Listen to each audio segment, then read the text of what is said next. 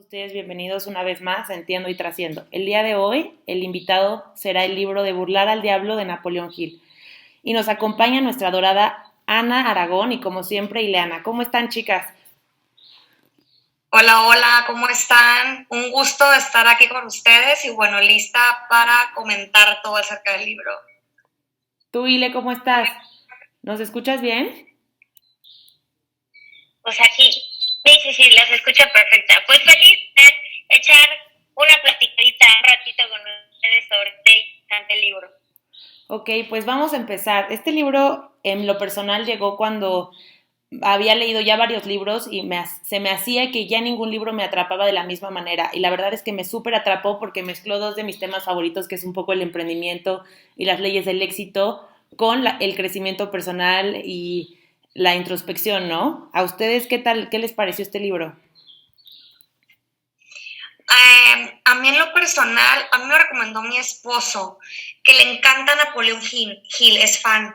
Entonces yo he echado muchísimos libros acerca de él y me dijo, este libro es muy bueno para que puedas tú como a lo mejor mejorar esta parte que tú crees que te hace falta sobre el tema de ser como un poquito más positiva, podría ser así. Entonces, me pareció muy interesante por todo esto que habla en general, bueno, resumido del tema de que cómo nuestra mente nos puede llevar de muchas maneras, ¿no? Tanto a lo positivo como a lo negativo, y que al final en nuestra mente tenemos todo el poder para poder realizar lo que queramos nosotros.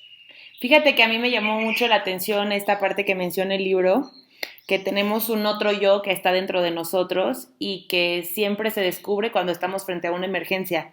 Y en lo personal, yo sí lo he sentido de esa manera, o sea, yo sí siento que en esos momentos de urgencia o cuando estás endeudado o cuando tienes que resolver rápido un problema relacionado al trabajo, te sale una fuerza inexplicable que te hace que todos los factores lleguen rápidamente, que me imagino que al final el autor va enfocado a que deje de ser en momentos de emergencia únicamente cuando sale este power, ¿no? Fíjense que a mí me llamó la atención el formato o la forma en la que está escrito este libro, porque parece ser una entrevista entre Napoleón Hill y el diablo, ¿no? Por eso uno de los subtítulos del libro es Secretos desde la cripta. Entonces, como que da la oportunidad al lector de decidir o de entender o de tomar así como si esto es un hecho que realmente pasó o si fue ficción. O pues tal vez solo la creación de la propia mente de Napoleón Hill. ¿Ustedes qué opinan sobre el formato en el que está escrito?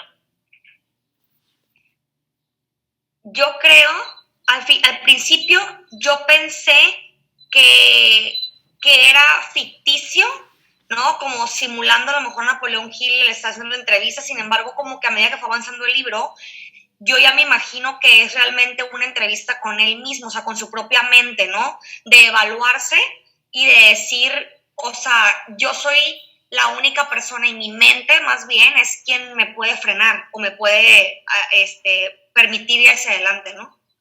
Justo cuando yo lo empecé a leer, cuando llegué a esa parte del libro donde empieza la entrevista con el diablo que le va a ocultar los secretos, la manera en la que está narrada a mí desde el principio me sonó como que fue él sentado, o sea, así me lo imaginaba, ¿no? Como él sentado en una habitación a solas, preguntándole a sus propios demonios, porque las respuestas se aplicaban para él y se aplicaban para todos, ¿no? Pero principalmente seguro se aplicaron para él. Uh-huh. Ah, Pero entonces sí concluimos, perdón, que no. entonces sí se está haciendo con él, ¿no? Obviamente. Sí, creo que fue una entrevista hacia sus propios demonios, ¿no? Sí, sí, total. Como en un espacio de paz y de serenidad, Pues al final Ay, se te cortó un poco, Ile. Bueno, en lo que Ile regresa, a mí me llamó mucho la atención que en una parte del libro, en la primera parte, él platica que en muchos negocios le fue muy bien y que llegó un punto en el que renunció a todo por ir a seguir sus sueños, que era buscar los principios del éxito, y que pues eso obviamente lo mandó a bancarrota y hubo navidades donde sus hijos no tenían ni árbol de Navidad, y a mí me pareció que fuerte que alguien esté tan decidido a lo que quiere hacer que no le importa la carencia por la que tiene que pasar, ¿no? O sea, siento que yo en lo personal, al primer momento de sentir pobreza o escasez, regresaría al mismo trabajo que me está generando este, regalías, a pesar de que no sea lo que me encanta. Entonces eso la verdad es de admirarse la valentía de decir voy a renunciar a todo, a toda mi comodidad por ir hacia lo que me toca, ¿no? Y que al final del día pues fue recompensado.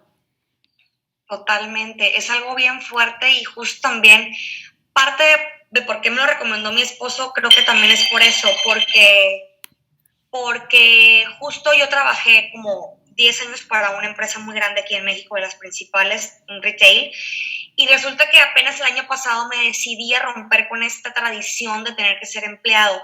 No es que tenga algo malo, ¿no? Simplemente ya estaba como cansada y quería hacer algo más por mí. Quería ser yo, emprender, ser dueña de mi tiempo. Entonces, se me hizo bien interesante justo también esa parte porque digo, no me puedo dar por vencida, tengo que seguir adelante, ¿no? Aunque me vea en ciertos momentos como apretada o, ¿sabes? O necesitada de querer algo más seguro como lo tenía acá, ¿no? En el empleo. Digo, no, es que también estoy feliz siendo dueña de mi tiempo. O sea, y ni modo, hay que echar para adelante, ¿no? Sí, y justo creo que tiene toda la razón el autor, que dice que en esas situaciones donde decides renunciar a todo, algo más grande te mueve y hasta parecen milagros, ¿no? Y creo que es la recompensa de toda la energía que dejaste ir estancada.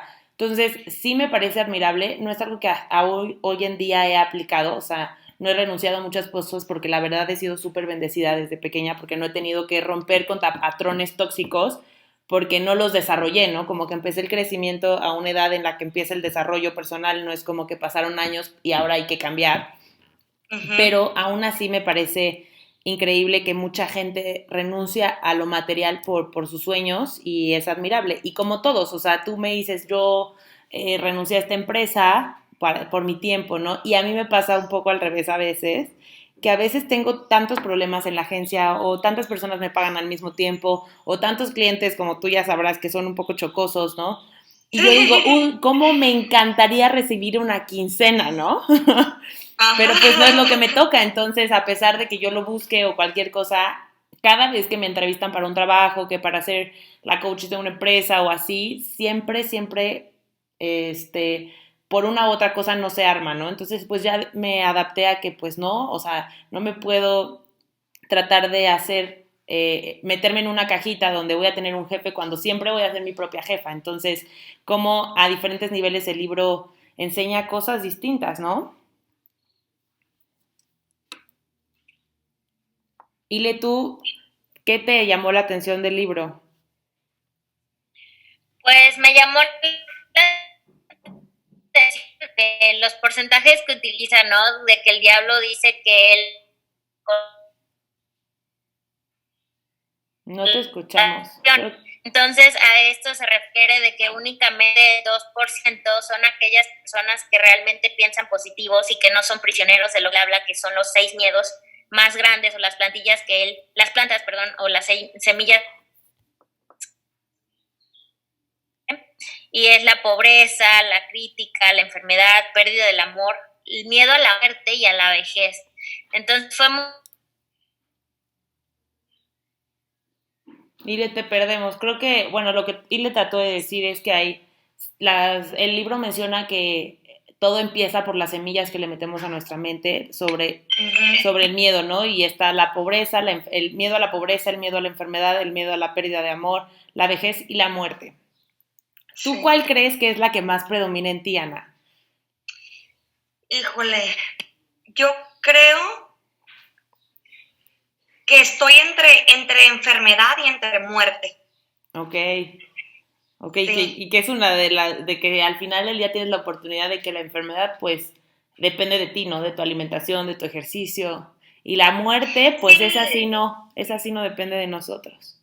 Sí, pero fíjate que también como que de repente escucho casos, claro, no muchos, pero de repente que a una persona que aunque sea sana, le dio una enfermedad, ¿sabes? De la noche a la mañana. Entonces ahí es cuando me entra a mí el miedo, ¿no? De decir, de qué tipo, pues meto yo, que soy católica, digo, Dios, o sea, te pido que siempre me tengas con salud para poder, ¿sabes?, seguir avanzando, haga lo que haga en mi vida, ¿no?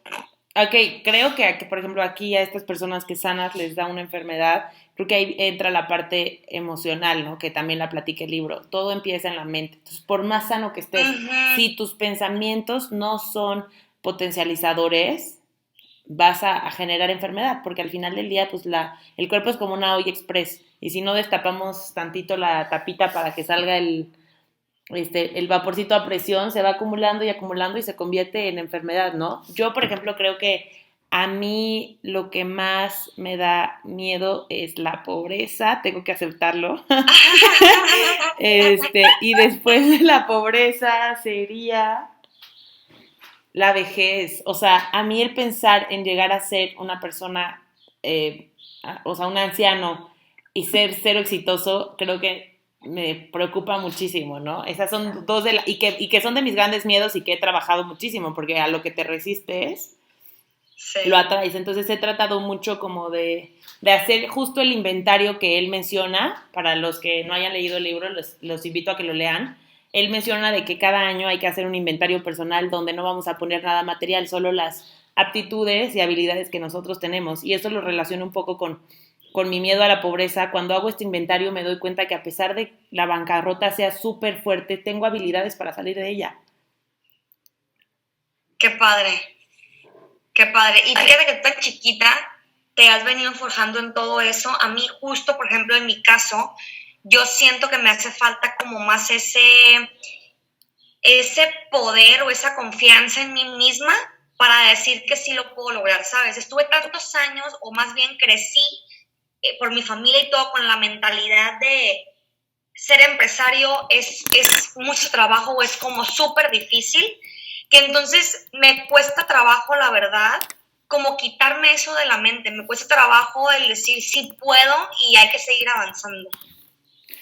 Pues justo me llama la atención que digas esto, porque a mí me parece que uno, eso platicaba con Ile el otro día, ¿no? Que también va relacionado con el libro, ¿no? Uno le tiene más miedo a lo que es más bueno. O sea, tipo, tú proyectas, yo que trabajo contigo, y proyectas esta confianza y esta seguridad que yo pienso que llevas años en el ámbito laboral y y ser empresaria y emprendedora, pero tú sientes que es una de las cosas que más te falta trabajar. Entonces siempre pasa eso. La cosa que sentimos que más nos falta trabajar es la que más admiran las personas a nuestro alrededor, porque nosotros mismos no miramos ese potencial, ¿no? Wow, qué padre que me dices, Gina, porque te digo, me alienta mucho, porque digo, o sea, alguien que me lo diga, ¿sabes?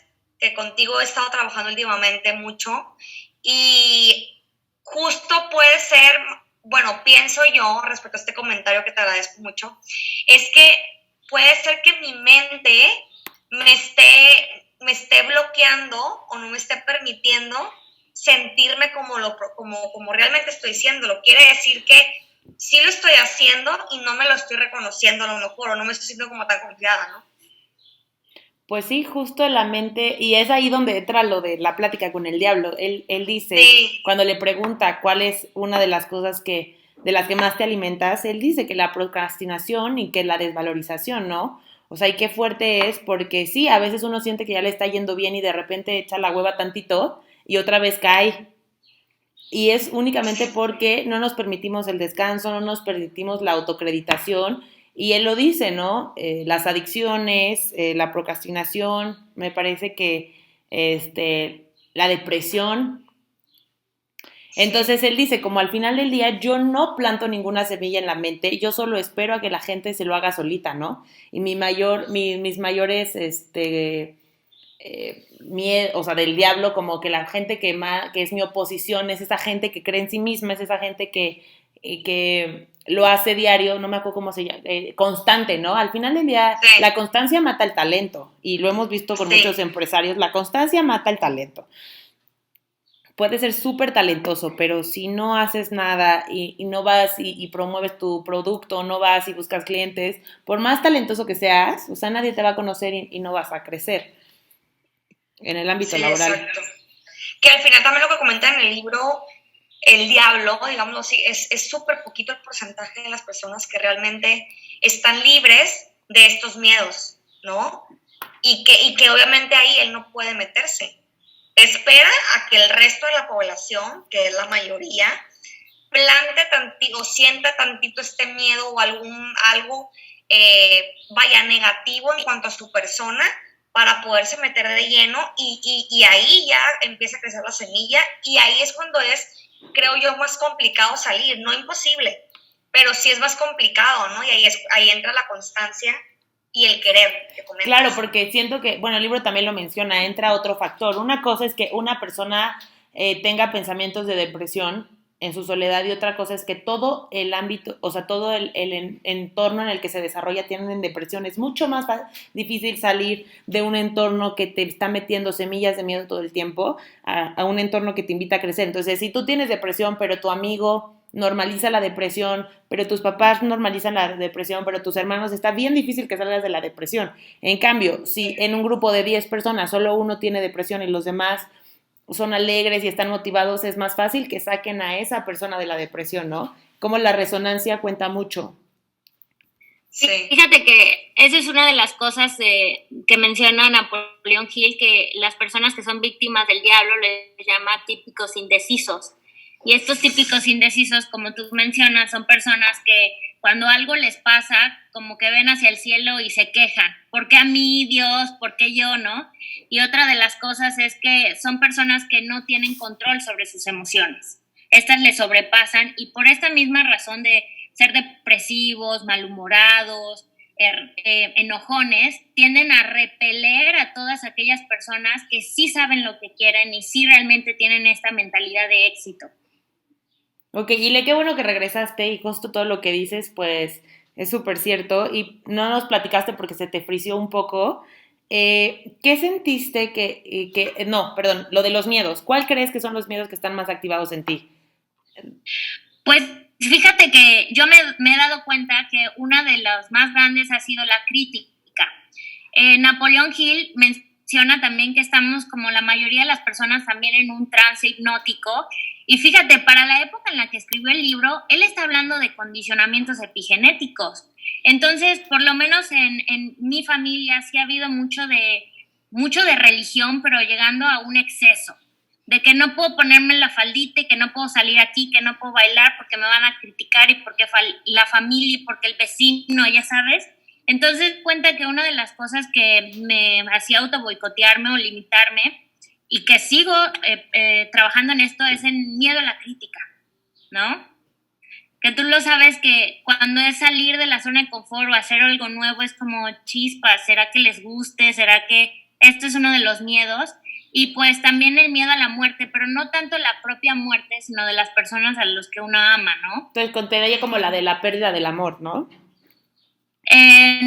Pues la muerte de un ser querido. Bueno, pues sí, es ambas, ahora que lo dices, tienes toda la razón. Sí.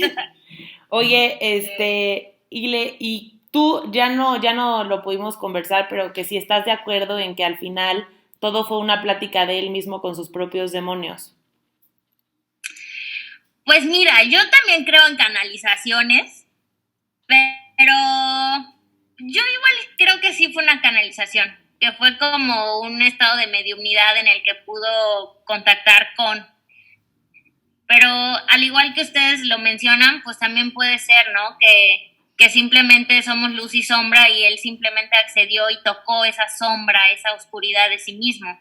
Pero yo le voy más a tal vez una canalización. Pues es que está relacionado. El estado meditativo te mete en canalización. O sea, cuando tú te das tus propias respuestas, cuenta como canalización. La canalización en algunas personas no depende de que sientan una voz externa a la suya. Es su misma voz. Ah, ok. Tú eres la experta. Sí, ella es la experta. Oigan, chicas, por ejemplo, ¿qué opinan referente a lo que comentan en el libro respecto a la educación? ¿Cómo ustedes ven que efectivamente, a mí me pareció muy cierto, que si desde chicos nos enseñaran en la escuela o nos dieran este tipo de educación en el cual aprendamos a trabajar con nuestra mente de manera positiva, creo que no hubiera tantos temas, tantos issues, ¿no?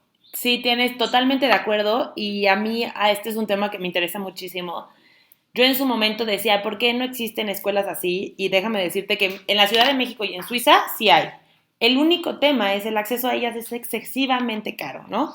O ¿A sea, poco? aquí en la Ciudad de México hay una escuela que se llama Mandala, no es nada Ok. barata, pero ponen a meditar a los niños desde el kinder, casi no hay actividad, o sea, llevan el temario de CEP obviamente, pero casi todo va enfocado en las emociones, les dan talleres a los papás, y en Suiza, la mayoría de los internados en Suiza, estos donde sabemos que mandan a hijos de multimillonarios, también casi toda la escuela va enfocada en eso, y en el emprendimiento, y en las leyes del éxito, y en las emociones, pero el tema aquí es el acceso a ese tipo de información. Antes tenía como un conflicto como de por qué es tan caro y ahora lo entiendo.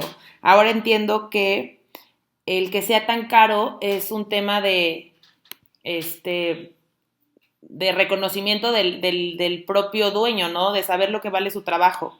Entonces, antes estaba Es que, peleada con eso, pero ahora creo que es un tema de cómo no te voy a cobrar estas cantidades si al final del día es como el acceso a ello porque me estás demostrando que tienes la resonancia para estar adentro.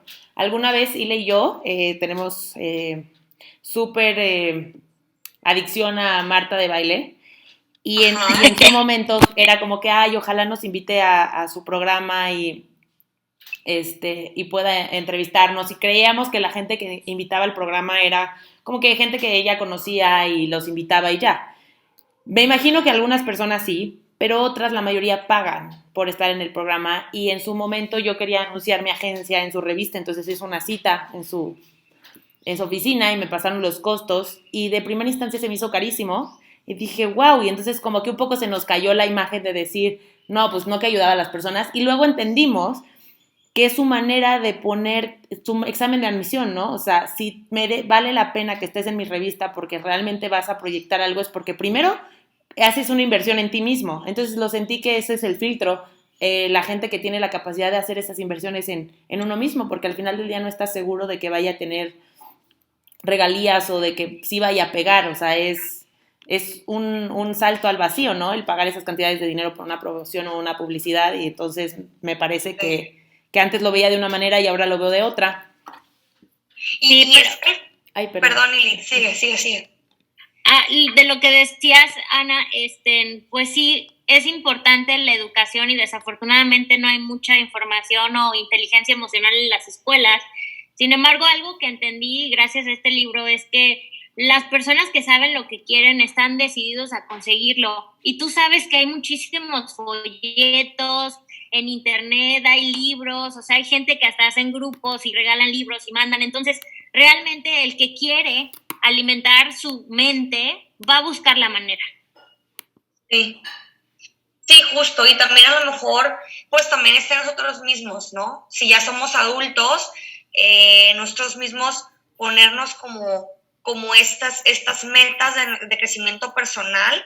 Y vaya, para las mamás que si no tienen la oportunidad de tener acceso a esta educación que nos comentaba Gina, entonces que en sus casas, ¿no? En sus casas inicien desde con los niños desde pequeños, porque al final, oigan, estamos viendo que un 90% de la población pasamos por todos esos temas, ¿no? De emociones, de cómo quitarnos de la mente tanto issue justo a través de las generaciones, de nuestras familias, de tantos temas tabús y no tabús e ideologías diferentes, ¿no? Que al final ya de adultos te das cuenta o te vienen a salir y dices, no inventes, ¿cómo no me di cuenta desde antes y empecé antes?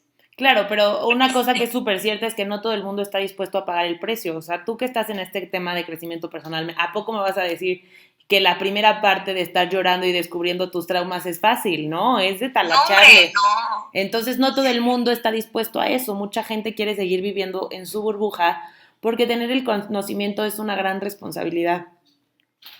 Sí. Sí, que es una decisión de todos los días, diario. Trabajo arduo y constante. Chicas, yo quiero saber, porque también hablaba de las características el autor de las personas indecisas, pero también de las personas que tienen una mentalidad de éxito. Entonces yo quiero saber con qué se quedan de este libro, cuál es uno de los principios que aplican en su vida. Pues mira, Ile, yo me quedo con varias cosas del libro. Uno, el que a veces pienso que ya no hay nada que aprender y este tipo de libros me recuerdan que hay que regresar a lo básico, ¿no? Y que hay que seguir aprendiendo todo el tiempo.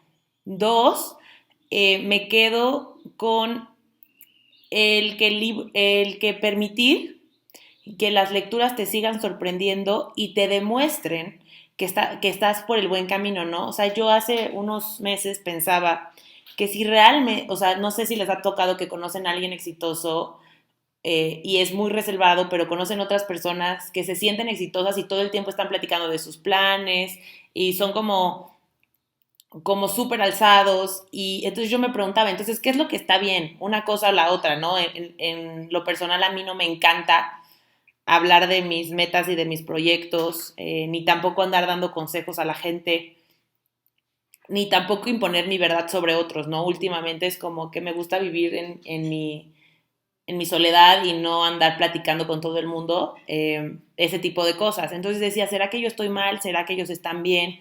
Entonces me llevo del libro que justo el libro menciona que el hombre sabio guarda bien sus metas y sus proyectos y no pide consejos si no es de alguien que le gustaría hacer o alguien que realmente tiene algo que aportarte y tampoco anda dando consejos ni tampoco se impone ante la vida de otros, ni tampoco da su opinión sobre todo, ¿no? Entonces yo con eso me quedo del libro. ¿Ustedes con qué se llevan del libro? Tú, Ana, cuéntanos. Eh, yo, de igual manera, el primer punto que comentó Ginesa, de que hay muchos libros que no te imaginas el aprendizaje que te pueden dejar y que justo inconscientemente o conscientemente ese libro llega a ti por algo, ¿no? En este caso a mí me costó como mucho trabajo, como que lo empecé a leer y luego me atoré un chorro, como tardé mucho tiempo en terminarlo, pero al final dije que obviamente me llegó el momento indicado, ¿no?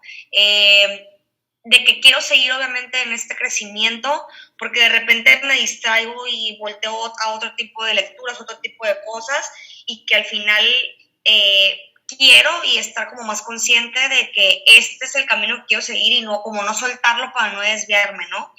Y después, otro aprendizaje que me dejó es creer más en obviamente en que todo lo tiene la mente, todo el poder lo puedes ser tú misma creyendo y confiando en que todo viene de ahí y en tratar realmente inclinarme más siempre por lo positivo que por lo negativo y confiar en que va a suceder cuando tenga que suceder. Claro. Fíjate que algo similar a lo que acabas de mencionar, Ana, que dices de confiar en si algo va a suceder, ¿no? El libro con lo que yo me quedo es en seguir siendo una persona de fe, porque el autor menciona que la persona de fe es aquella que hay ausencia de pensamientos negativos y este estado tanto mental como emocional de fe te permite o te abre las puertas de la infinita sabiduría, que a esto va el entender que somos parte de un plan muchísimo más grande, de una inteligencia superior, ¿no? Y también, como al final del libro también mencionan que hay que ser un poco cautelosos, tanto con elegir pareja, compañeros de trabajo, socios y amigos, y esto es un recordatorio de siempre, pues tratar de estar con personas que alimenten tu mente, tu corazón, tu alma, con la que te sientas a gusto, haya reciprocidad, estas ganas de seguir creciendo, porque sí creo que cuando varias personas se unen con un mismo objetivo o una filosofía de vida, pues estos se ayudan y crecen más rápido. Claro, y me encantaría comentar antes de comenzar a cerrar, una frase que dice el libro que es: la derrota temporal no es lo mismo que el fracaso es un estado mental. Y qué importante es tener eso en la mente, ¿no? O sea, a veces uno tiene un error y siente que está en el hoyo y no, o sea, el creer que estás en el hoyo, eso es lo que te hace sentirte fracasado, pero realmente podría ser una oportunidad súper grande de aprender de eso y buscar una nueva salida donde te va a ir mucho mejor. Sí, también me parece muy importante, sobre todo en el tema que estamos de ser nuestras propias jefas, ¿no? Digámoslo así, que justo es eso, cualquier error que pase, depende de nosotros el salir adelante rápido, ¿no? Y que nuestra mente no nos gane y para que no nos pueda entrar justo este miedo y que nos lleve al hoyo, literal, sino aprender, ver en qué fallamos o qué fue lo que falló y darle la vuelta a la hoja y seguir adelante. Claro, todo es aprendizaje. Pues un gustazo, chicas, estar con ustedes y hablar de este libro tan interesante.